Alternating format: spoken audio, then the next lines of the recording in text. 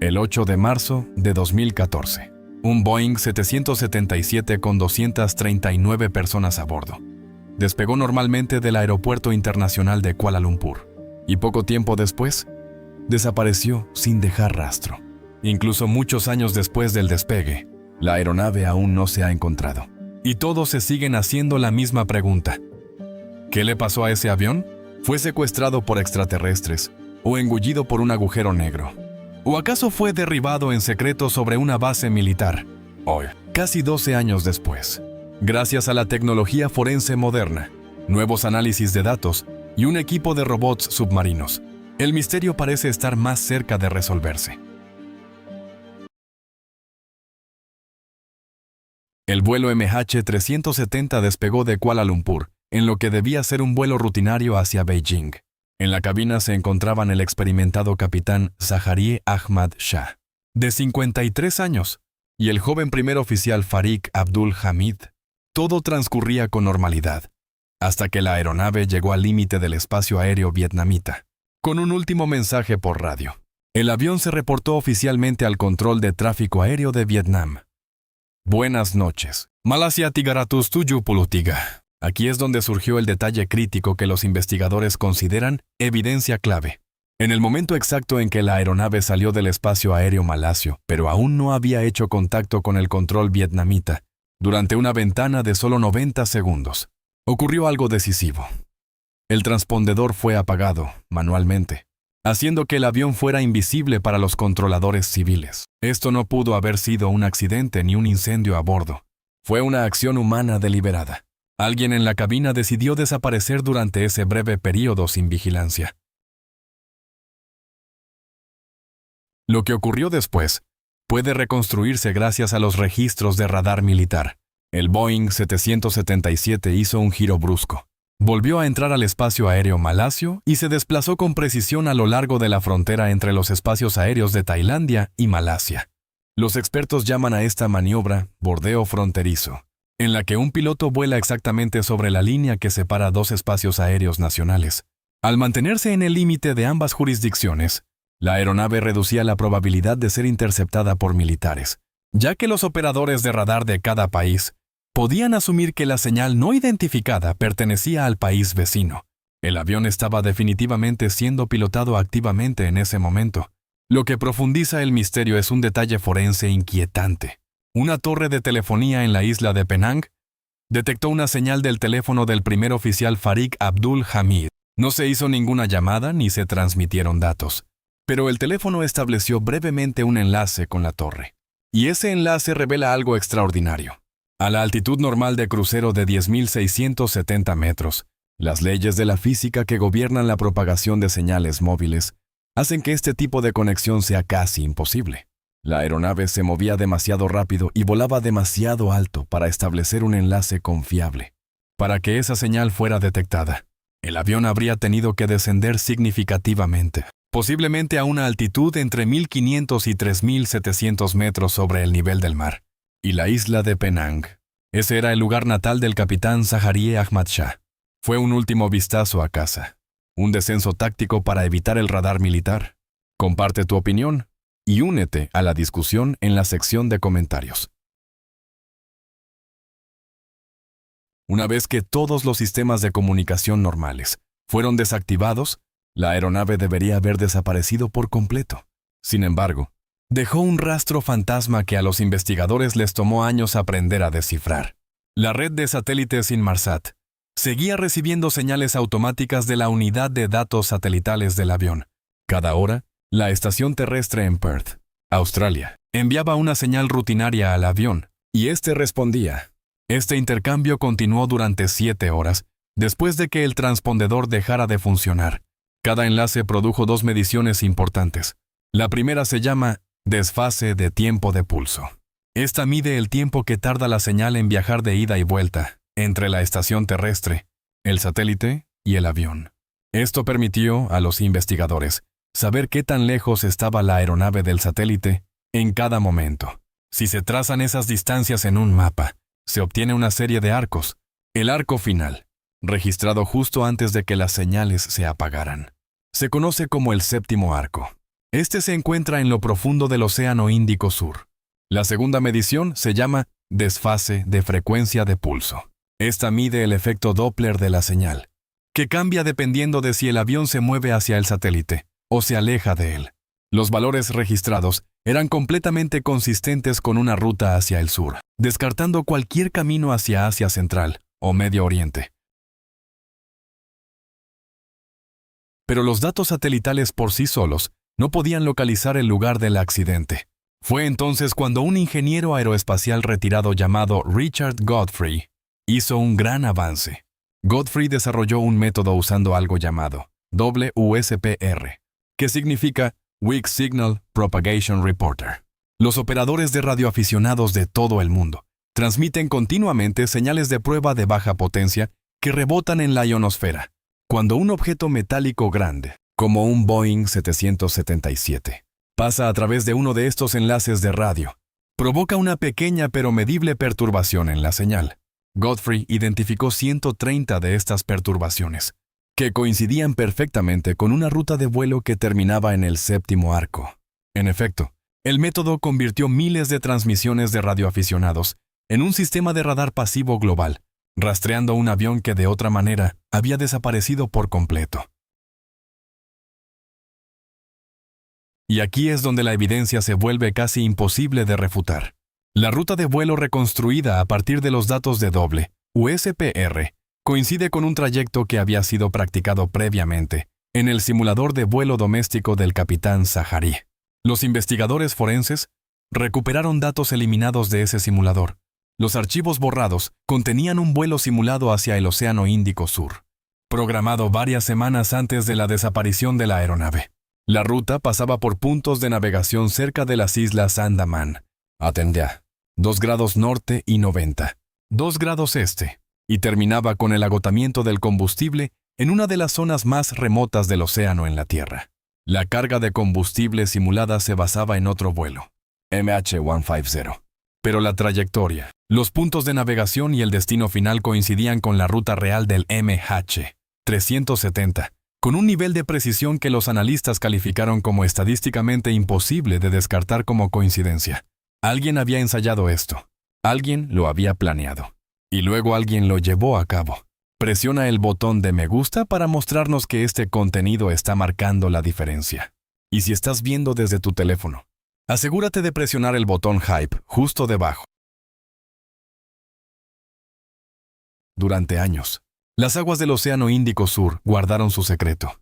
Luego, en julio de 2015, un fragmento del avión llegó a la costa de la isla Reunión, un territorio francés en el Océano Índico, a unos 5.950 kilómetros al oeste de la zona de búsqueda. Se trataba de un flaperón, una superficie móvil en el borde de salida del ala derecha, y la historia que contaba no era nada tranquilizadora. Los ingenieros forenses examinaron cuidadosamente los bordes del flaperón. Encontraron daños irregulares causados por fuerzas de impacto masivas a lo largo del borde de salida. Este no es el tipo de daño que suele observarse cuando un avión aterriza suavemente sobre el agua. Era el tipo de daño provocado por una fuerza extrema, cuando una parte del avión es arrancada a gran velocidad, pero el detalle más importante no era el daño en sí, era la posición de los flaps en un avión comercial. Si los pilotos intentan un aterrizaje de emergencia sobre agua, los flaps se extienden. Extender los flaps aumenta la sustentación y la resistencia. Reduce la velocidad del avión y le da la mejor oportunidad de sobrevivir al contacto con el agua. Al analizar el flaperón y un flap exterior encontrado en Mauricio, los investigadores descubrieron que ambas piezas se habían desprendido del avión mientras los flaps estaban retraídos. Nadie había tenido la intención de aterrizar ese avión. Desde 2015, más de 30 fragmentos del avión han llegado a las costas de África Oriental y del Océano Índico. Cada pieza aportaba un nuevo detalle a la imagen completa. Un fragmento encontrado en Madagascar en 2024, identificado como No Step 2, provenía del estabilizador horizontal derecho. Su estructura de composite en panal se había hecho añicos, no doblado, no agrietado, sino completamente destrozado. Este patrón de destrucción coincide con un impacto a alta velocidad y gran energía, no con un amerizaje controlado. Un panel del piso interior hallado en Madagascar mostró fracturas en su construcción multicapa, evidencia de que la cabina principal se rompió bajo una fuerza enorme. En conjunto, todo esto conduce a una conclusión inevitable. El vuelo MH370 no planeó sobre el mar, no amerizó en el océano. Chocó contra el agua en una espiral descendente incontrolada a alta velocidad, probablemente después de que ambos motores se apagaran tras 7 horas de agotamiento de combustible.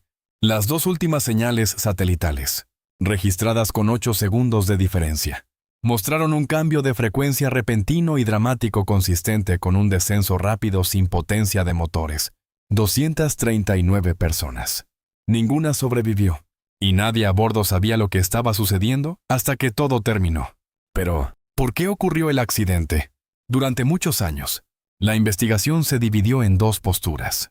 La primera apoyaba la teoría de la hipoxia, que planteaba que una falla técnica, como la despresurización, provocó que todos a bordo perdieran la conciencia, convirtiendo al avión en un vuelo fantasma que continuó en piloto automático hasta quedarse sin combustible. La Oficina Australiana de Seguridad del Transporte respaldaba esta teoría como el escenario más probable ante la falta de otras pruebas. La segunda postura defendía la teoría de acción deliberada, que sostenía que un piloto, muy probablemente el capitán Zaharieh, tomó intencionalmente el control del avión. Para 2026, la evidencia apuntaba fuertemente hacia esta acción deliberada. Los analistas creen que el piloto utilizó su propio suministro de oxígeno, que dura mucho más que las máscaras de los pasajeros, para despresurizar la cabina y incapacitar rápidamente a la tripulación y a los pasajeros. Luego, voló la aeronave hasta un punto de desaparición predeterminado en la parte más remota del Océano Índico. Fuera de la investigación oficial, MH370 ha generado un vasto archivo de teorías elaboradas por aficionados a la aviación, foros en línea e investigadores independientes. Una teoría que aún persiste sugiere que el avión pudo haber sido controlado mediante un sistema oculto o externo.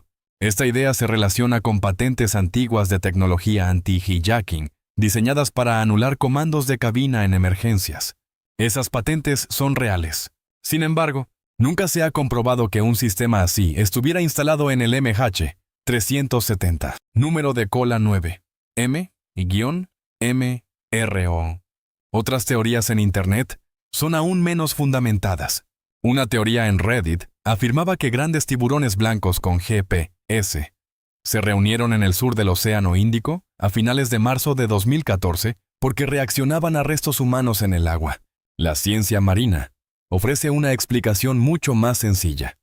El movimiento de los tiburones depende de migraciones, presas y condiciones ambientales, por lo que esto es solo una coincidencia interesante, no una evidencia válida. Las pistas no oficiales más creíbles provinieron de imágenes satelitales. El satélite TEOS de Tailandia detectó alrededor de 300 objetos flotando en la zona de búsqueda el 24 de marzo de 2014, lo que generó esperanzas de haber encontrado un campo de restos, pero nunca se recuperó ningún fragmento confirmado en ese lugar.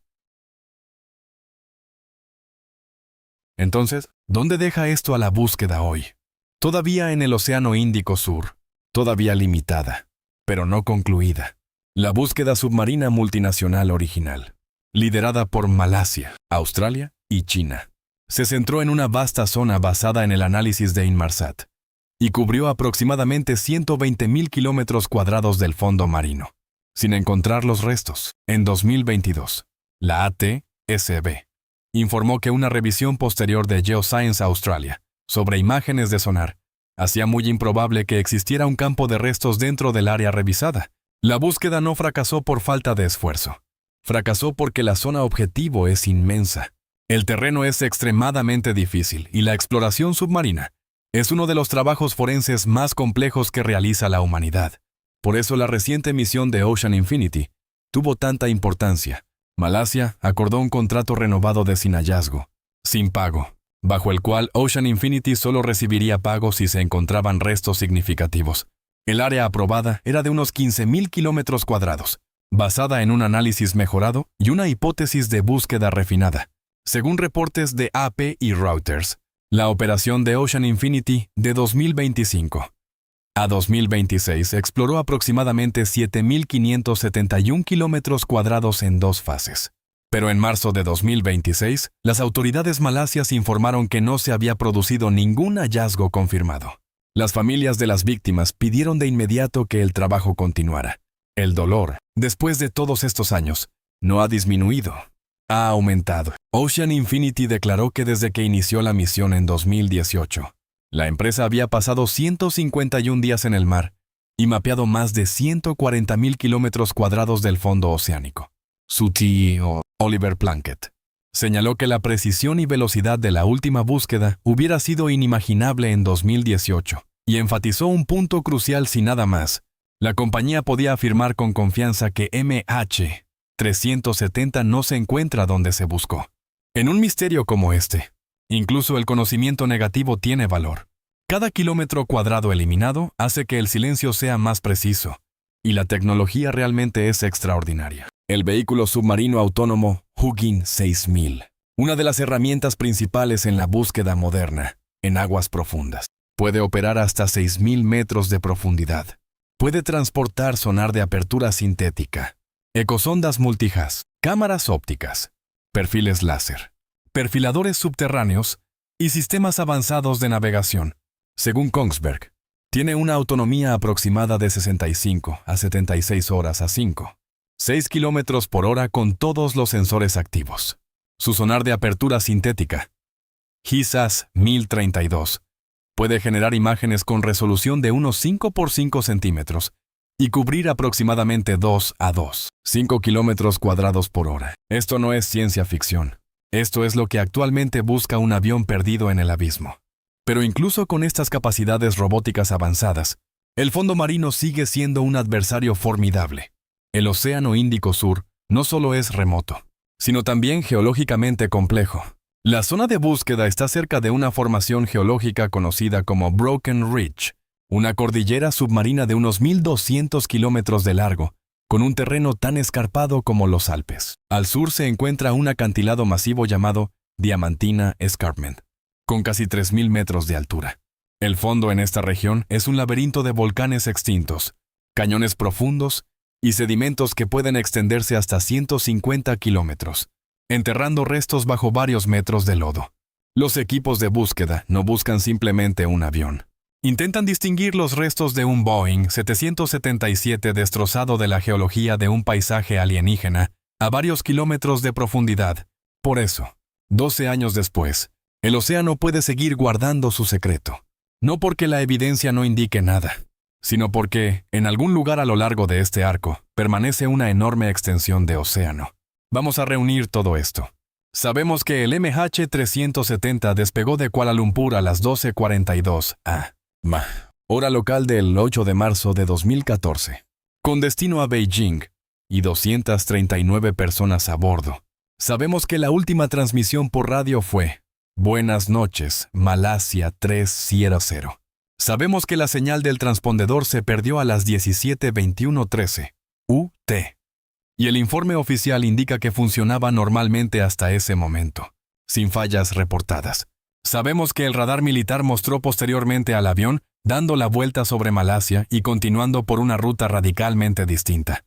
Sabemos que un teléfono vinculado al primer oficial registró brevemente señal con una torre en Penang durante esa fase, aunque la importancia de esa señal sigue siendo limitada y discutida.